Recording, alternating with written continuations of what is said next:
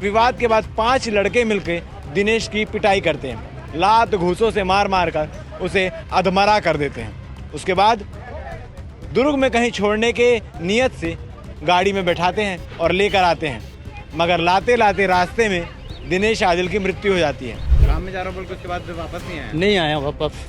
फिर दारू भट्टी में फोमनी टेढ़े फरक झगड़ा उगड़ा हो रहेगा, यही सिर्फ नहीं आया था बस उतना। उसको हाथ मुक्का से मारना और उसको दुर्ग क्षेत्र में छोड़ना बताए, लेकिन जब ला रहे थे बाइक से तो उसी दौरान उसकी मृत्यु हो गई। ये दुर्ग का पुलगांव नाला है। आज यहाँ पर दोपहर में एक शव बरामद होता है। राजनांदगांव पुलिस यहाँ पर आती है, सोमनी थाना की टीम यहाँ मौजूद होती है और खोजबीन शुरू हो जाती है। पूरा मामला क्या है आपको तफ्तीश से बताते हैं। दरअसल दिनेश आदिल 26 वर्षीय युवक जो केजीएन ढाबा में काम करता था, केजीएन ढाबा में कार्यरत था, उसकी लाश पुलगांव नाले में मिलती है। 17 जून यानी आज से महज 15 दिन से ज़्यादा हो चुके हैं उसे गायब हुए। घर वाले जैसे ही दोपहर के 3 बजे के आसपास दिनेश आदिल घर से जाता है कि वो अपने काम पर जा रहा है, और काम पर जा रहा है बोलकर निकलने के बाद वापस घर लौट कर नहीं आता है। घर वाले पूरे राजनांदगांव में छानबीन करते हैं, दोस्तों से पूछताछ करते हैं कि आखिर दिनेश गया कहाँ। किसी को कोई जानकारी नहीं मिलती है। पिता को पता चलता है कि कुछ लड़ाई हुई है, लेकिन क्या लड़ाई हुई, किससे लड़ाई हुई, कहाँ लड़ाई हुई, कोई जानकारी नहीं मिलती है। पुलिस छानबीन में जुट जाती है। 21 तारीख को सोमनी थाने में रिपोर्ट दर्ज कराई जाती है कि दिनेश आदिल जो है वो गुमशुदा है, मिल नहीं रहा है। और क्या कुछ घटना है परिवार वाले बताते हैं। पुलिस जांच करती है। संदेही के आधार पर 2 लोगों को पूछताछ के लिए बुलाती है। जब उनसे सख्ती से पूछताछ करती है तो सारी चीज़ें, सारी परत जो है वो धीरे धीरे हटती चली जाती है, सारी कहानी खुलती चली जाती है, और तब निकल कर सामने आता है कि दिनेश आदिल की हत्या कर दी गई है। दरअसल साथ में बैठकर शराब पी रहे थे। शराब के बाद विवाद शुरू होता है और विवाद के बाद 5 लड़के मिलकर दिनेश की पिटाई करते हैं। लात घूंसों से मार मार कर उसे अधमरा कर देते हैं। उसके बाद दुर्ग में कहीं छोड़ने के नियत से गाड़ी में बैठाते हैं और लेकर आते हैं, मगर लाते लाते रास्ते में दिनेश आदिल की मृत्यु हो जाती है। 5 दोस्त जो हैं वो सोचते हैं फिर आखिर क्या किया जाए, तो दिनेश आदिल के ही स्कार्फ से पत्थर बांधकर उसे किसी पुलगांव नाले में डाल दिया जाता है। पुलिस पूछताछ करने के बाद जब सारी चीज़ें बताते हैं, जो 2 शख्स को संदेही के आधार पर उठाया गया था, तो वो खुद इस जगह पर लाकर पुलिस को स्पॉट दिखाते हैं कि कहाँ पर उसे डाला गया था। यहाँ मौके पर SDRF की टीम और लोकल जो मछुआरे हैं, जो गोताखोर हैं, वो आते हैं और उनकी मदद से बॉडी को रिकवर किया जाता है, लाश को निकाला जाता है। और क्योंकि 15 दिन से भी ज़्यादा हो चुके हैं, लाश पूरी तरीके से डिकम्पोज हो जाता है, पहचानना तक मुश्किल होता है। लेकिन शरीर में लगे कपड़े के आधार पर परिवार जो है वो पहचानता है।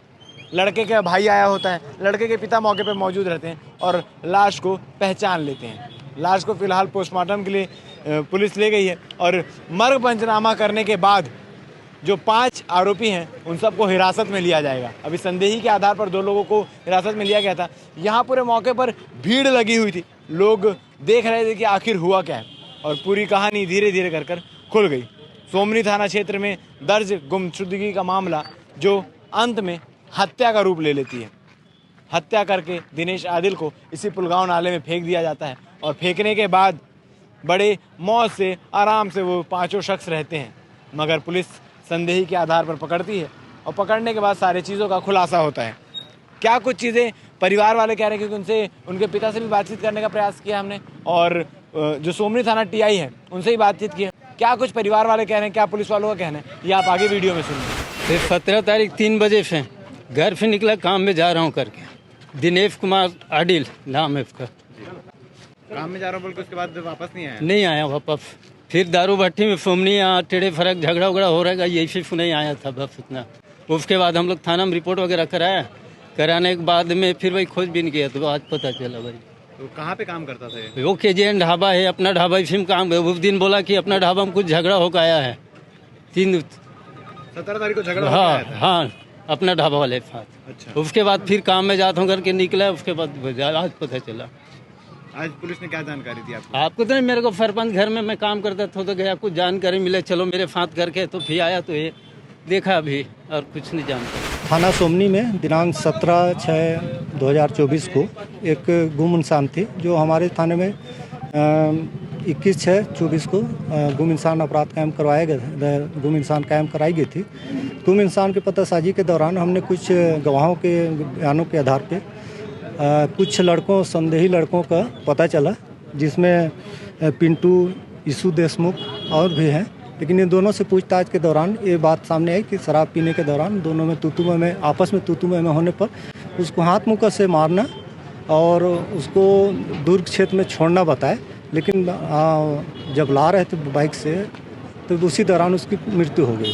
तो उन्होंने डर से एक स्कार्प में उसके बॉडी पे पत्थर बांध के उन्होंने पुलगांव के जो नाला है उसमें फेंक दिया। ये बात आई थी। सर, पिता बता रहे हैं कि उसी दिन दोपहर को 3 बजे भी कुछ लड़ाई हुई थी ढाबे वाले से। नहीं, ये बात तो अभी नहीं आई थी। ढाबा वाले से नहीं हुआ था लड़ाई, वो शायद कुछ दूसरे बात पर हुई थी, इस संबंध में नहीं था वो।